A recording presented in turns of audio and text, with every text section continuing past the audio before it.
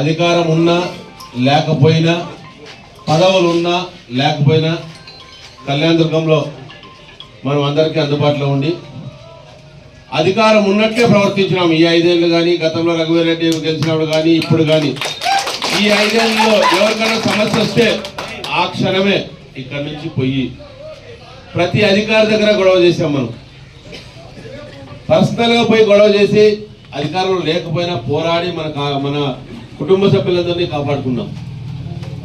ఏమన్నా సమస్యలు ఉన్నా ఎవరు వచ్చినా కూడా ఒక్క వెల్ఫేర్ తప్పితే ఎండిఓ ఆఫీస్లో వచ్చేటివన్నీ వాళ్ళ సెలక్షన్లో ఉంటాయి కాబట్టి మిగతా రెవెన్యూలో కానీ పోలీస్ డిపార్ట్మెంట్లో కానీ అధికారం ఉన్నా లేకపోయినా మన మాటను ఎక్కించుకున్నాం.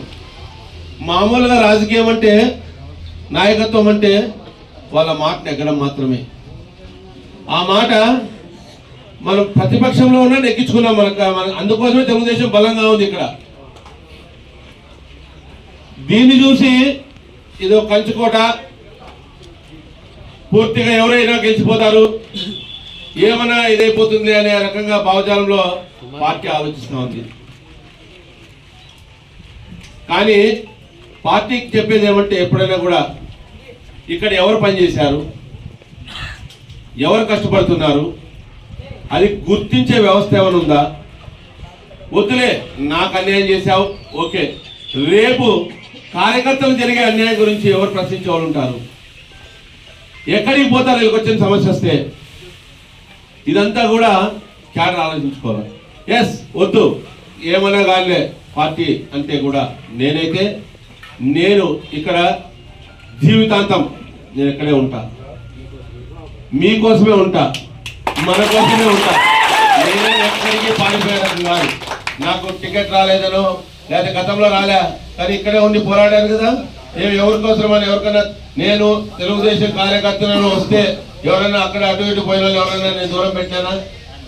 ఎవరైనా కానీ వాళ్ళకు కావాల్సిన సహకారం అందించినాం. భవిష్యత్తులో కూడా నేనైతే ఎప్పటికీ ఎల్లకాలం ఇక్కడ ఉండేవాడిని. ఎవరో వస్తుంటారు పోతుంటారు అంతే, కానీ మనం ఇక్కడ లోకల్, శాశ్వతం.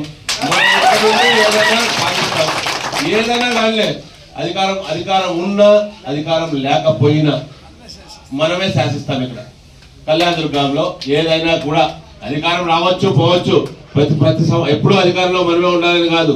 ఎవరికైనా కొంతమందికి కొన్ని వెల్ఫేర్ కార్యక్రమాల్లో కానీ, వర్కులు ఇచ్చేదానిలో కానీ కొంచెం నష్టం జరిగిన వాళ్ళు మాత్రం బాధ ఉండొచ్చు ఎవరికైనా ఊరికి. అంటే ఇద్దరు మధ్యలో గ్రామంలో ఇద్దరు అడుగుతారు, ఒకే దాన్ని ఎవరికైనా ఊరికి ఇస్తే ఇంకొకరేమో ఇది చేసిన వాళ్ళు, అది కొద్ది మేరకు. లేకపోతే ఏ ఒక్కరికైనా ఇబ్బంది పెట్టినది ఉందా? చరిత్ర ఉందా ఇక్కడ? మాకు ఏదన్నా మీరే చెప్పాలా, ఎవరికైనా ఇబ్బంది పెట్టారా? అలాంటి పరిస్థితుల్లో కొంతమంది చెప్పుడు మాటలని, కొంతమంది ఎవరైతే టికెట్ ఆశిస్తారో వాళ్ళందరూ చెప్పుడు మాటలే మోస్తారు. ఇప్పుడు ఇక్కడ రాజకీయాల్లో ఎవరైనా కానీ తన మాట నెగ్గాలనే తాపత్రయంలో ప్రతి ఒక్కరూ టికెట్ ఆశించడంలో ప్రయత్నంలో వాళ్ళు తప్పు లేదు. కానీ ఈ టికెట్ ఎవరు కష్టపడ్డారు, ఎవరికి ఇవ్వాలా అనే పరిస్థితుల్లో మాత్రం చెప్పుడు మాటలు వినే అవకాశం ఎక్కువ ఉంటుంది. ప్రతి ఒక్కరు ఆయనకైతే ఆయన ఇట్లా చేసుకున్నాడు, ఈయన ఇట్లా చేసుకున్నాడు, మేము చాడీలు చెప్పి ఇంకొకరి గురించి చాడీలు చెప్పి ఇట్లా పని చేస్తే ఏదో మనకు నచ్చినట్లు మనం మాట్లాడి టికెట్ తీసుకుని వచ్చి సాధించేది ఇదంతా ఇవన్నీ కాదు కదా.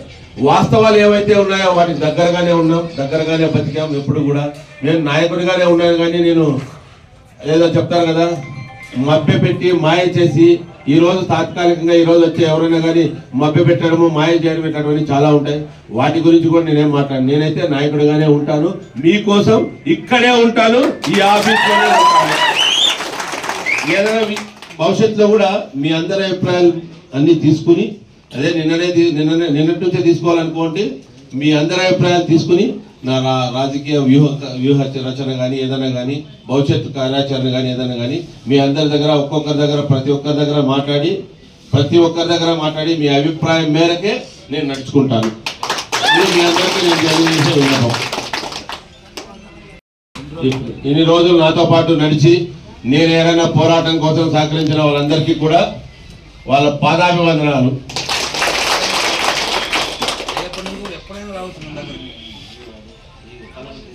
అలాగే రేపటి నుంచి కూడా ఈ తలుపులు ఎప్పుడు తెరిసే ఉంటాయి. Janata garage, that's all.